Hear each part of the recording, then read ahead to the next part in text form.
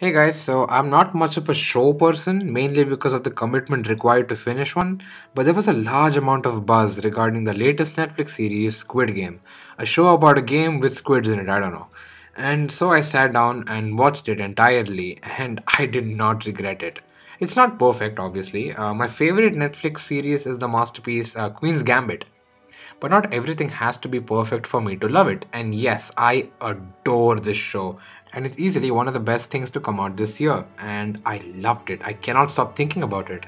Now, I'm not going to be spoiling the show, so don't worry. But I'm going to be giving a simple plot synopsis. This series is about games played by people in desperate need of money and the difficulties they have to go through to get the prize money, which is worth billions. Before our characters play the game, we get to see what their lives are like, their situation, and their relationships with other people. And this is a fantastic setup because this is their motivation that will fuel their actions later on in the series. You understand where they're coming from and what they're going through. They're underdogs with their own personal problems. The show gives you time and reason to care about these people. Now, the games themselves, it's all fun in the beginning until it isn't. When people start to die, that's when you know that there's no turning back. When that first burst of violence occurs, that is when the show truly reveals its colors. It's not messing around, it's dead serious. And our characters have to face immeasurable horrors. And the games work for many reasons. The violence is gruesome and hard to watch, and technically it is also very great. Each game has its own new set of rules, and the production design is actually magnificent. The contrasting use of bright colors makes each character stand out visually and also provides a sense of personality to the games. But the main reason they work is because they challenge our characters in excessive ways. It takes these ordinary people we relate to and pits them against unbeatable odds, and we are engaged because we want to see how they make it out. We know who they are, why they are doing this, who they are fighting for, and what the stakes are. Another reason they work is because each game progresses these characters as people. The rules of the game force them to work together, and thus friendships are formed and we care about them even more. But the show doesn't remain stale.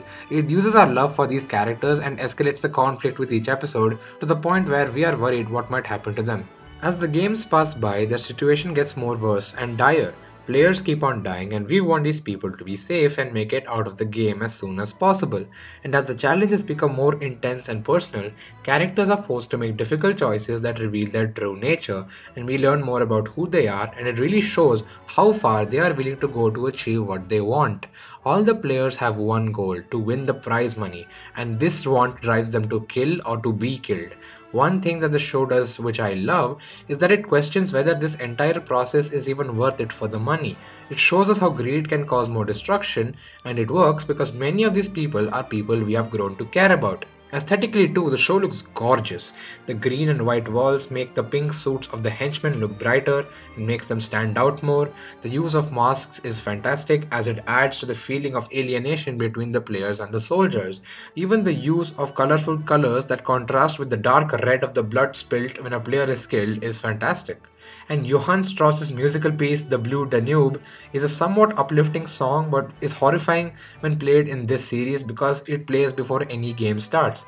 The dramatic irony is great, and this context gives this piece a threatening reminder. The filmmaking too is spectacular. There's a scene where a few characters enter a van, and the scene is cut in such a way that it visually connects all the players that we care about. Is this series also flawed? Yeah, I mean, some of the villains in the series are not the best, and the special effects in some scenes looks a little janky. And there's a side plot with a police officer with slightly odd pacing and character motivation, but these are minor issues to me at least.